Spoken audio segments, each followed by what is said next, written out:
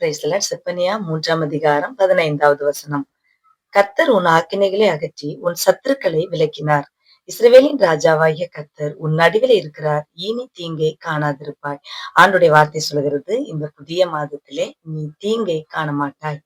அதற்கு முன்பதாக ஆண்டவரை, நம் நடுவில் இருக்கும் ஆண்டவரை நாம் எப்பொழுது பார்க்கிறோமோ காண்கிறோமோ தீங்கை நாம் காண மாட்டோம். கர்த்தர் உங்கள் நடுவில் இருக்கிறதை இதுவரைக்கும் நீங்கள் பார்க்காம இருக்கலாம்.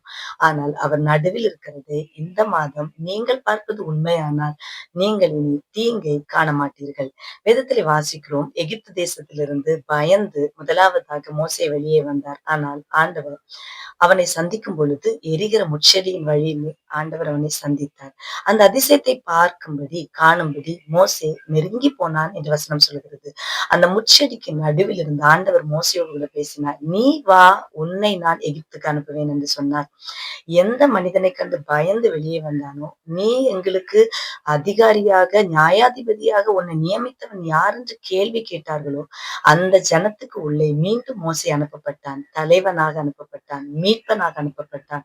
நீங்கள் எந்த இடத்தில் வெட்கத்தோடும் தலை குனிந்து புறப்பட்டு வெறுமையாய் வந்தீர்களோ, இந்த புதிய மாதத்தில் ஒரு புறப்படுதல் உங்களுக்கு உண்டு. மீண்டும் அங்கேதானே உங்களை ஒரு தலைவனாக ஆண்டவர் நிறுத்தப் போகிறார்.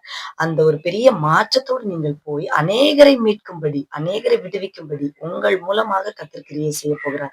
பிரச்சனைகளை பார்த்த கண்கள் எப்பொழுது ஆண்டவரை காண்கிறதோ, அந்த மனிதருடைய நிலைமைகள் மாற்றப்படுகிறது. வேதத்தில் நாம் வாசிக்கிறோம், அவர்கள் அதை காணாதிருக்கிறார்கள், ஆனால் கர்த்தருடைய கை ஓங்கி இருக்கிறது.